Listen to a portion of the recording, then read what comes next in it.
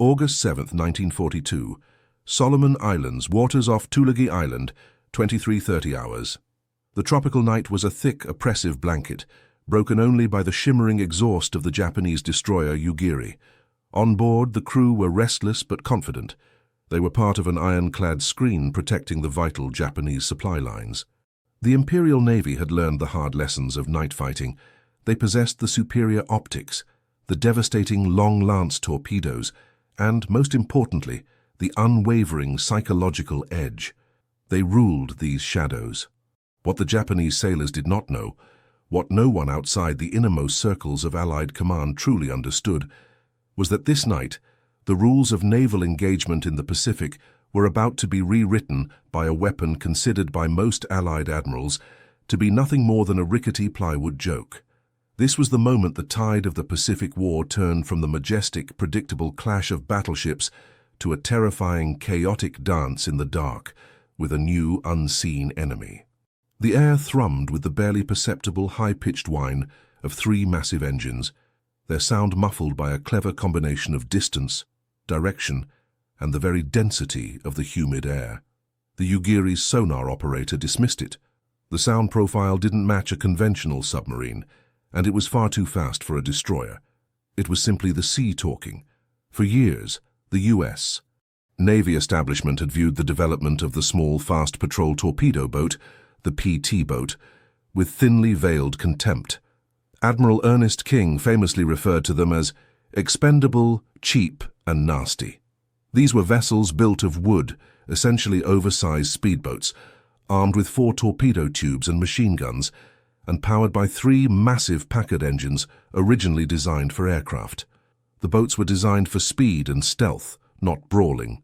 They rode the waves, skipping across the chop, capable of a blistering 40 knots. But their reputation was hampered by their frailty. They were so lightly built that a well-aimed 20-millimeter shell could shatter their hull. A young lieutenant named John Bulkley, a man of relentless energy and fiery impatience, was one of the few who believed in the boat's potential. They said it was a toy, he would later recall. They thought a wooden boat had no place fighting steel giants. But we had speed, and in the war speed is life and speed is a weapon. Bulkley's PT squadron, the legendary Mosquito Fleet, was often relegated to mundane transport or perimeter patrols, a testament to the Navy's fundamental lack of faith. The doctrine of the day demanded overwhelming firepower. The PT boat offered only audacity. The early PT boats, like the famed PT-109's class, were around 80 feet long, sleek, but unforgivingly cramped. Inside, the roar of the 3 V-12 engines was deafening, a relentless, vibrating hell that defined the existence of the 12-man crew. The key to their survival lay in their engines. 200 horsepower each, capable of generating enough thrust to push the boat to incredible speeds. But the engines were thirsty, consuming an astronomical amount of high-octane fuel, drastically limiting the operational range. The true secret weapon, however, was not the engine, but the crew's eyes. They trained relentlessly for night operations, learning to read the silhouette of an enemy vessel against the pale glow of the horizon or the faint scattering of moonlight, a skill the Japanese believed was exclusively theirs. You learned to smell the water, feel the air, and let the darkness become your friend, said Chief Motor Machinist's mate Robert Gately. We were hunting ghosts, and we had to become ghosts ourselves. Back near Tulagi, the 3 PT boats approached the destroyer at maximum speed, their wakes hidden by the turbulence of the choppy water. The Japanese captain on the Yugiri saw nothing. There was no radar signature, no telltale smoke, only the ocean. Then, the silence was ripped apart by the high-velocity discharge of 4 21-inch Mark 8 torpedoes. The crews immediately cut their engines, going from a roaring 40 knots to a barely audible idle. The night suddenly became terrifyingly silent. The first torpedo struck the Yugiri amidships. A blinding flash of light instantly illuminated the tropical night, followed by a concussive shockwave that registered miles away. The Japanese sailors, trained only to fear the powerful destroyers and cruisers, were utterly bewildered. Where had the attack come from? There was no enemy ship on the horizon. The second torpedo struck the engine room, sealing the destroyer's fate. The PT boats, with their wooden hulls and shallow draft, vanished into the darkness as quickly as they appeared. They didn't engage. They didn't linger. The Japanese High Command would soon receive a devastating report. One of their destroyers was sunk by an unknown enemy that struck silently and disappeared without a trace. The era of the predictable naval battle was over. The mosquitoes had arrived. This is just the beginning of the PT boat saga, a story of how technological skepticism was crushed by sheer battlefield ingenuity. If you're captivated by the untold chapters of WW2, make sure you subscribe to the channel and hit the notification bell. We're constantly uncovering the secrets that changed the course of history, one detailed documentary at a time. The next chapter will explore the Japanese reaction to this sudden, terrifying threat. The sinking of the Yugiri was not an isolated incident. It was a prologue. Across the narrow straits and jungle coasts of the Solomon Islands, the Tokyo Express, the Japanese nighttime resupply runs, began to suffer baffling surgical losses. Destroyers, the workhorses of the Imperial Navy, were suddenly being ambushed, crippled, and sunk by an unseen force that defied all tactical logic.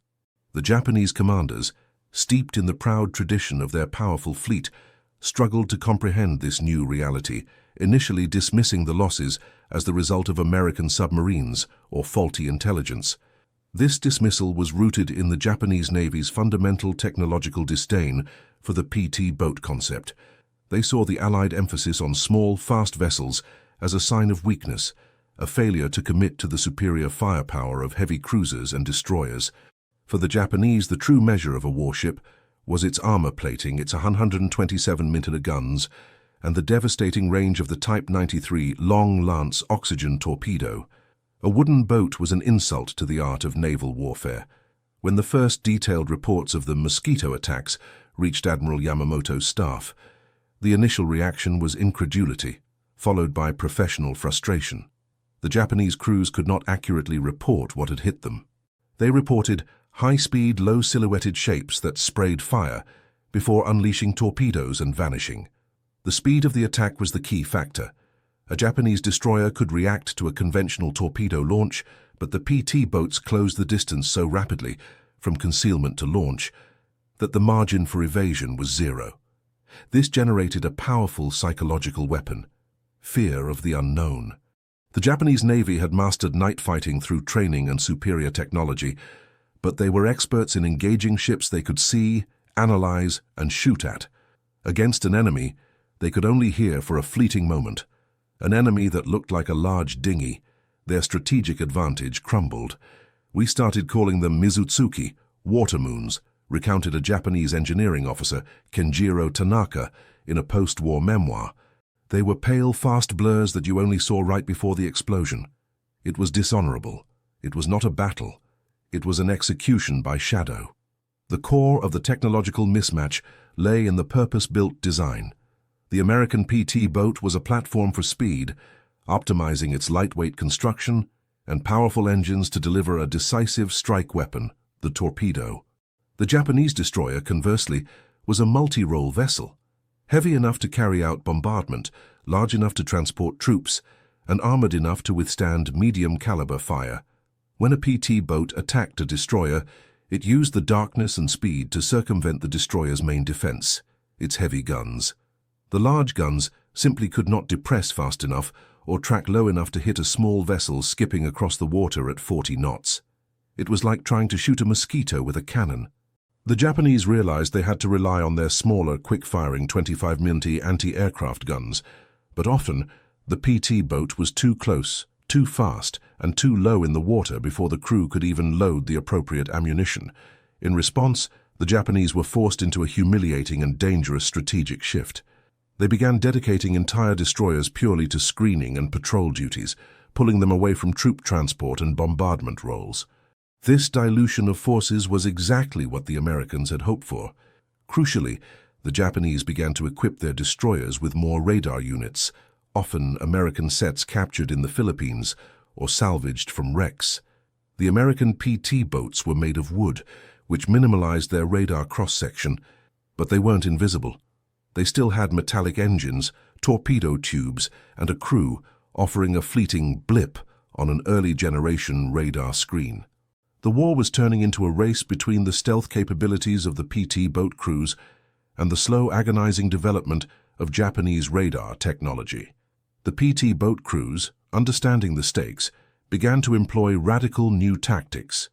They learned to approach in staggered formations, running 2 engines at low RPM and 1 at high RPM, mimicking the sound profile of a distant twin-engine plane. They developed the hit-and-hold strategy. One boat would fire its torpedoes and then circle, using its machine guns to draw the enemy's fire, acting as a decoy while the other boats escaped or repositioned for a secondary attack. It was a strategy of controlled chaos designed to exploit the Japanese psychological reliance on order and size. The Japanese fleet, designed for majestic, set-piece battles, was now being slowly, humiliatingly bled dry by a fleet of small, fast wooden toys.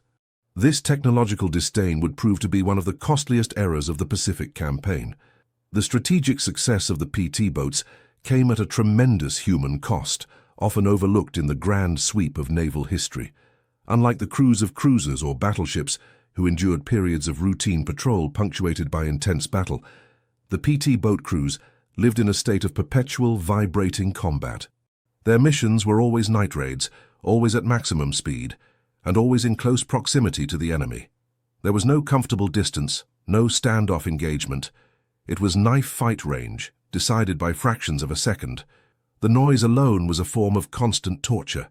Inside the small hull, the combination of 3 200-horsepower engines running at high RPM produced noise levels that would cause permanent hearing damage within weeks.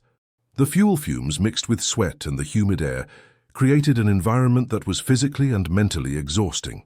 "You never slept right," recalled Lieutenant Jim Cooper. "Even when you were on shore, you could still feel the engines vibrating in your bones. You were always wired, always listening for that enemy sound profile, always expecting the light of a Japanese searchlight to pierce the darkness and find you." The crews knew their boats were fast, but they were also desperately vulnerable. The wooden hull offered almost no protection. A Japanese sailor's recollection highlights this terror. "We learned to target the hull with tracers. The American boats, they did not just sink, they burned. The wood and the high-octane fuel made a beautiful, terrible column of fire that told us where the enemy was." This vulnerability fostered an intense bond among the crew. They were 12 men in a high-speed wooden coffin, relying solely on each other's discipline and the performance of those highly stressed engines. Every mission was a gamble, every engine cough a potential death sentence. They carried with them the personal artifacts of a desperate fight: extra water, emergency rations, and a shared understanding that if they were hit, their only hope was the sea itself. The success of the PT boat program was ultimately a testament to American industrial power and the logistical genius of the Navy's supply chain. The boats required constant maintenance. Those 3 Packard engines were notoriously temperamental, designed for bursts of speed, not the relentless pounding of high-speed naval combat. It was common for a boat returning from a raid to require 1 or 2 engine replacements. The sheer scale of the operation is staggering. By 1945, the U.S. produced nearly 800 PT boats, each requiring thousands of man-hours and countless cubic feet of marine plywood. Meanwhile, the consumption of ammunition and torpedoes for the Mosquito fleet was enormous. The 50-caliber machine guns on the PTs, used to suppress gunners and spray the deck of Japanese ships, could consume ammunition belts in seconds. This industrial capacity, the ability to replace boats and, more importantly, engines faster than the Japanese could sink them, was the silent partner in every PT boat victory. As the war progressed, the Japanese finally started to understand their enemy. They abandoned the hope of fighting the PT boats fair and square and began adopting their own ambush tactics. They learned to hide smaller vessels, gunboats and armed barges, in inlets and along coastal mangroves, waiting for the PT boats to pass through choke points or return to base with battle damage. In the New Guinea and Philippines campaigns, the PT boats often ran into devastating point-blank ambushes.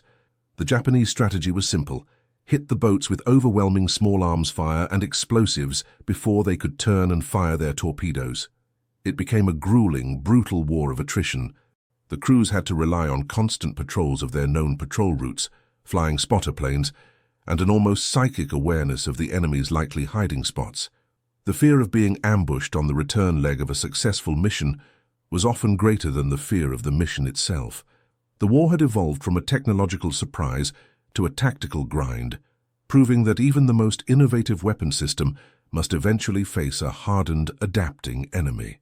By late 1944, the Pacific War had moved to the Philippines, and the strategic importance of the PT boat fleet reached its zenith. The Allied invasion of Leyte was a massive undertaking, requiring the disruption of the vital Japanese supply lines, the same Tokyo Express routes that had plagued the Allies for years. Now the roles were reversed.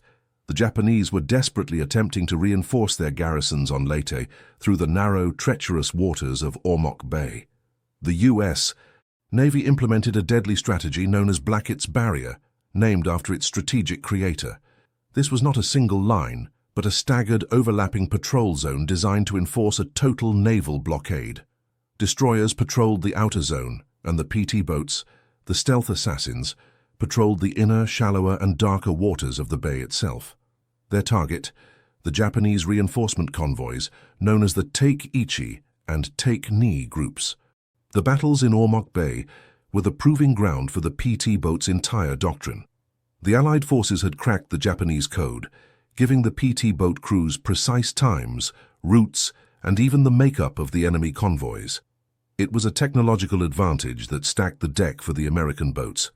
December 7, 1944, Ormoc Bay, 01 hours.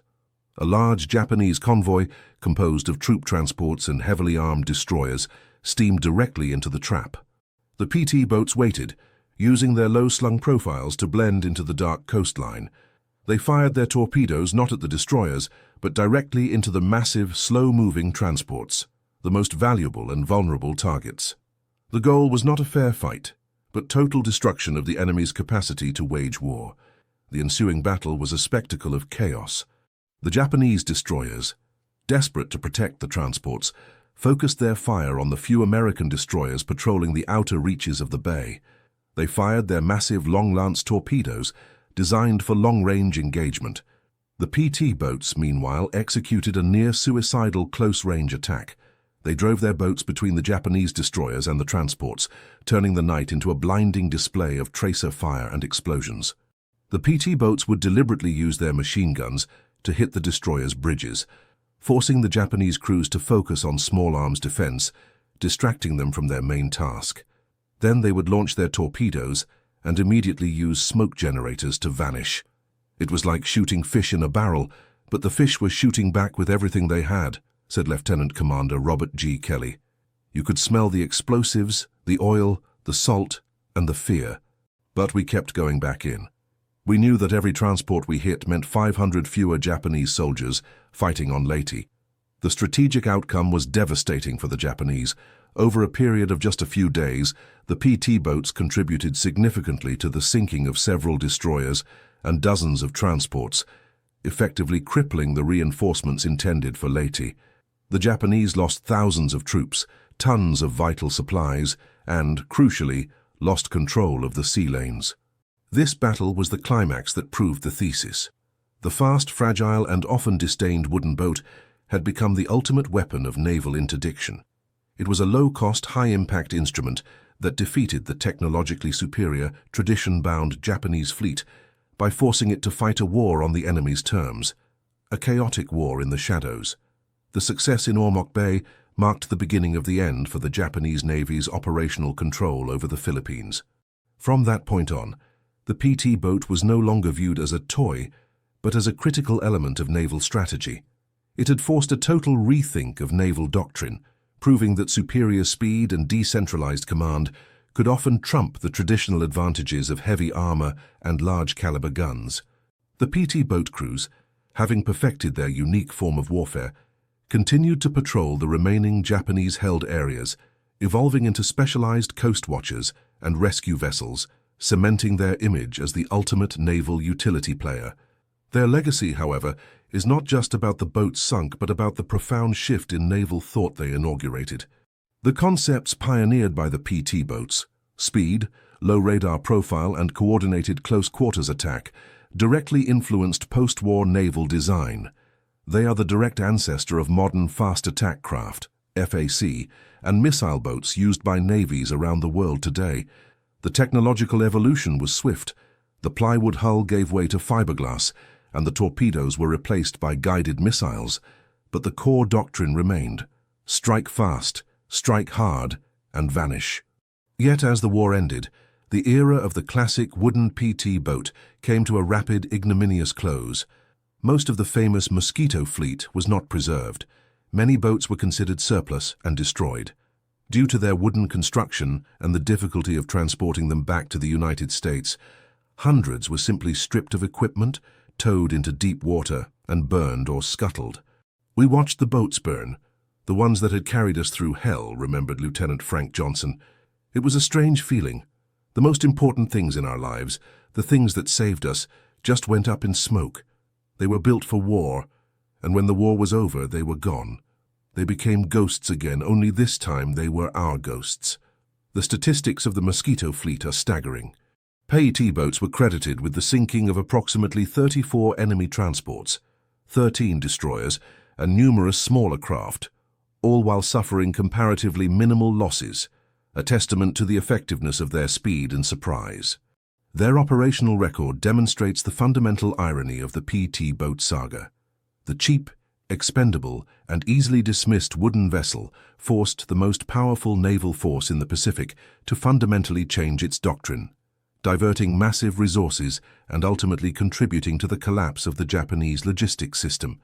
The true legacy of the PT boat is not just in the metal it sank, but in the human stories of the young men who piloted them, men who looked at the vastness of the ocean, the power of the enemy's fleet, and chose to rely on speed, audacity, and the belief that the element of surprise is the greatest weapon of all.